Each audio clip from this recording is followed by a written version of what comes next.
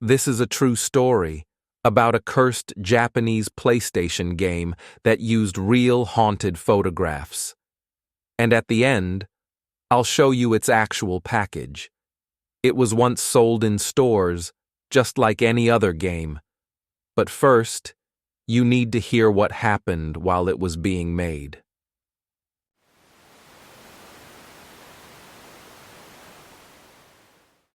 I want to tell you about something a close friend once confessed to me. It's about a video game, one that, according to him, should never have been made, and the strange, almost dangerous things that happened while it was being developed. My friend, I'll call him Mark, joined a small video game company in the late 90s. It wasn't big, but the staff were passionate, always chasing unusual ideas. One summer, they decided to create a horror game for the original PlayStation. The pitch?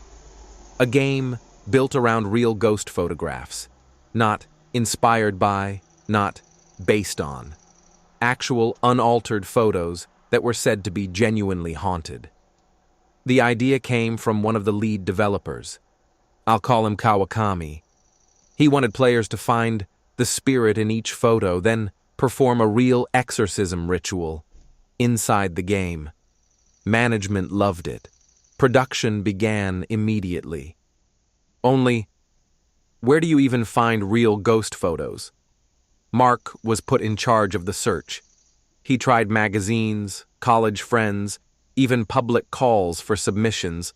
Most of what came in was nothing special.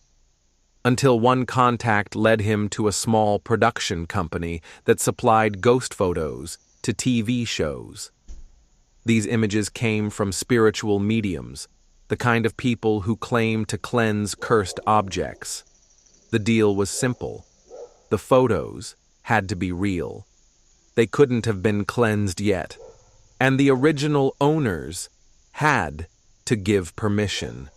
Mark and Kawakami placed an order, 30 photographs.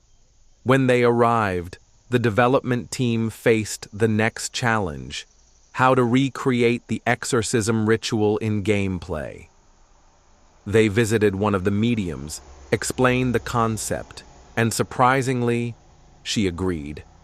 In real life, the ritual involved forming specific hand signs, speaking sacred words, and finally burning the photograph in a ceremonial fire. In the game, players would use the PlayStation controller to draw the hand signs in sequence, button by button, while hearing the chant through the speakers. A bit like a rhythm game, but with something watching. At first, everything went smoothly. The team even had a rough, playable version before the final photos arrived. But when they did, new problems appeared. Some images were too cluttered, with pale orbs filling the frame. Others had spirits so faint they were impossible to find. Weeks passed in revisions. Eventually, the company president made a decision. The photos were real, so it was okay to edit them, remove distractions, enhance faint spirits, even combine ghosts from different photos to make one stronger image. The designers hated it. They felt like they were tampering with something dangerous. Some took time off. One quietly left the company altogether. Still, the game moved forward. And then, the incidents began. It started during playtesting, a level about halfway through the game. A loud, metallic creak echoed through the office, rising higher and higher until it slipped beyond hearing. Moments later, one of the testers collapsed.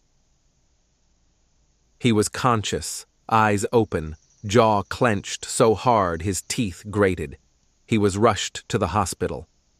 That night at home, he injured his hand badly in what he later described as "not really my choice." A day later, another tester reported losing his vision for several seconds during that same level. No warning, just sudden, suffocating darkness. By then, people in the office were whispering about level 6 and level 8, where one tester had a nosebleed that wouldn't stop. The president halted testing and arranged a blessing ceremony at a local shrine. Protective charms were placed around the office. The programmers quietly added a hidden feature, a button combo to instantly skip those 2 stages. Despite all this, the atmosphere in the studio changed. Even music from the game, the exorcism chant, gave some employees chills. The medium visited once more, collected certain photos, and left without explanation. Near the end, Kawakami stopped coming to work. The rumor was that he'd become the 4th victim. When he called to say he was feeling better and would return, the team waited. But that day, police found him at a train station, the very one near the location tied to the cursed level 6 photo. After that, the remaining staff simply wanted the project over. The game shipped in a stripped-down form, levels rearranged, credits shortened, the medium's name removed. The company folded soon after. Mark left the industry entirely.